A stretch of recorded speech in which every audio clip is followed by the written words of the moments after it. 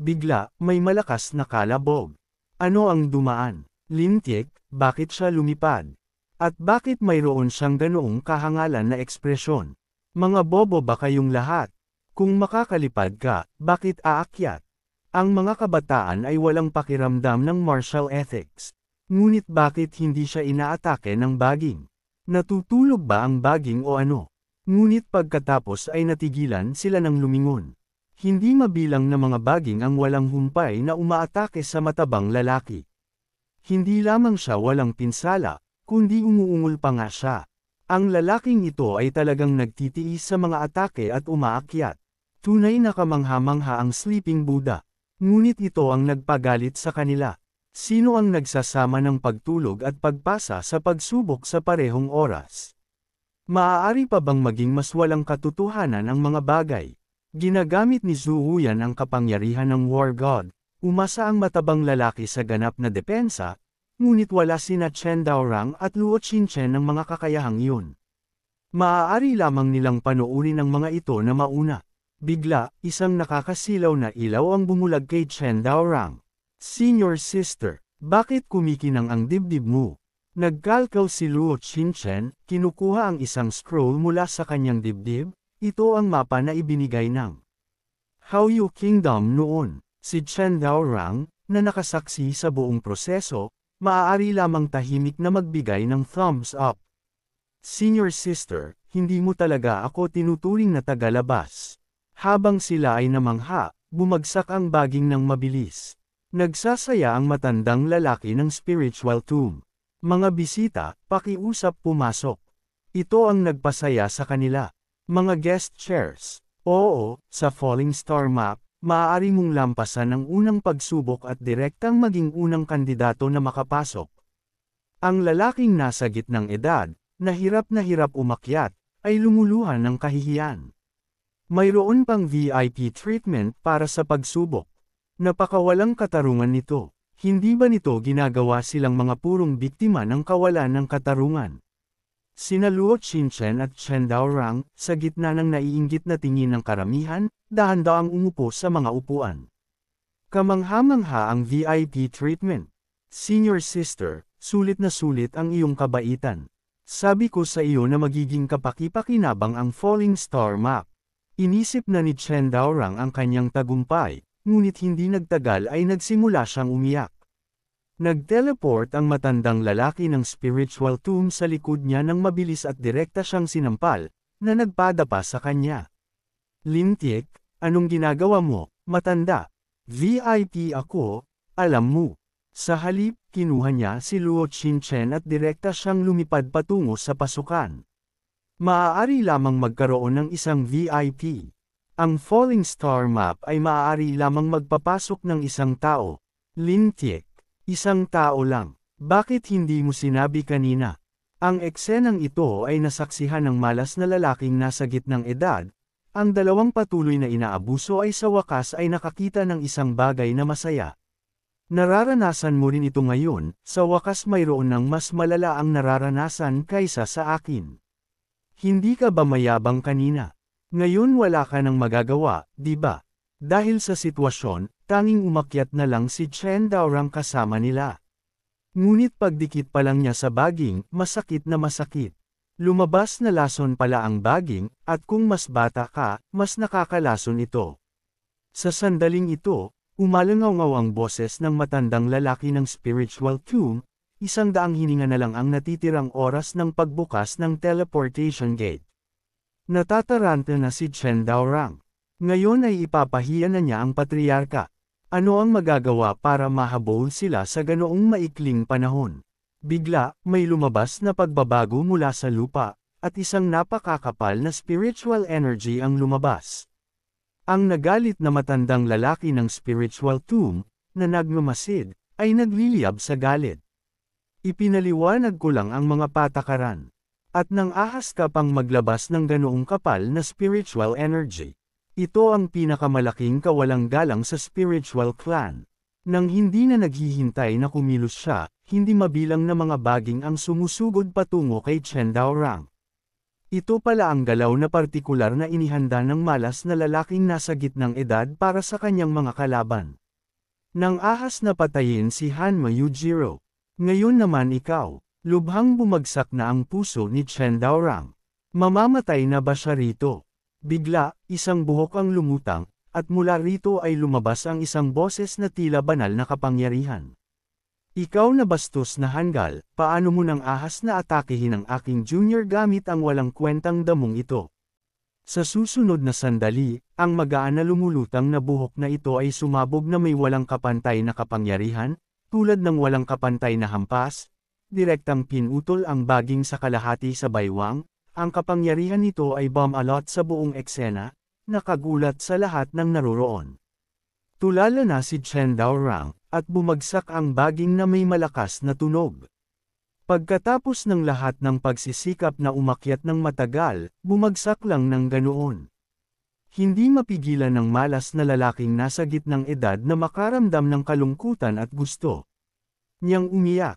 Hindi kayang labanan ng enerhiya ng buong spiritual tomb, at ang matandang lalaki ng spiritual tomb ay maaari lamang tumayo doon ng walang magawa. Upang magtaglay ng ganoong kapangyarihan, maaari kaya ang taong iyon. Tiningnan ni Chen Daorang ang buhok sa kanyang kamay, na tila hawak niya ang buong mundo. Sino ang mag-aakala na ang isang buhok lamang mula sa patriarka ay maaaring maging ganoon kamangha-mangha? Ano ang iba? Mga sword cultivators, blade cultivators lang. Mula ngayon, isa akong hair cultivator. Ang lalaking ito ay talagang idinikit ang buhok direkta sa kanyang mukha, at ang epekto ay sumasabog. Mula ngayon, may isa pang alamat sa mundo ng martial arts, ang gwapong batang naglalakbay sa mundo gamit ang kanyang buhok. Talagang naging mabait sa akin ang patriarka, ngunit labis itong kinasusuklaman ng iba. Bakit siya makakakuha ng espesyal na pagtrato? Kahit isang hibla lang ng buhok ay sapat na. At idinikit niya ito sa ganoong nakakadiling paraan. Ngunit kung puputulan niya ang mga baging, hindi ba ibig sabihin ay makakalipad tayo? Bilasan, mga kapatid, dumating ang kagalakan mula sa kalangitan sa huling sandaling ito, ngayon ay makakapasok na tayong lahat. Ang matandang lalaki lamang ng spiritual tomb ang kalmadong nag-iisip sa gilid.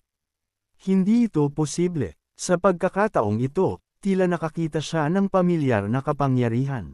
Makakahanap pa kaya ang spiritual clan ng tamang tao tulad nito? Matapos malutas ang krisis ng Great Wu, tinulungan niya si Princess Wang Qin na gamutin ang Poisonous Dragon's resentment. Ngunit bigla niyang natuklasan na may isa pang walang katulad na kapangyarihan sa loob ng katawan ng prinsesa na hindi mawala. Ang hari, na masaya pa lang, nang marinig ang balitang ito, hindi mapigilan na mag-alala muli.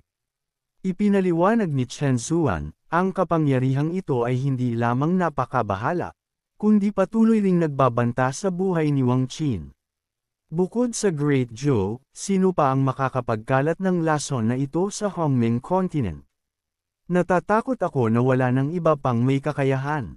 Sabihin mo sa akin kung nasaan ang Great Zhou.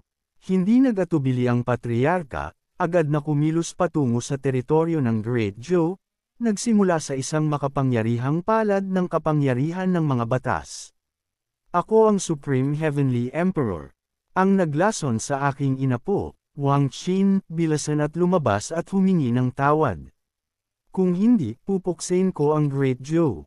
Bigla, kumulog sa malinaw na kalangitan, ang tunog ng kulog ay umalangaw ng walang tigil, ngunit isang boses ang dumating, bagaman hindi malakas ang boses, direktang tumama ito sa kaluluwa.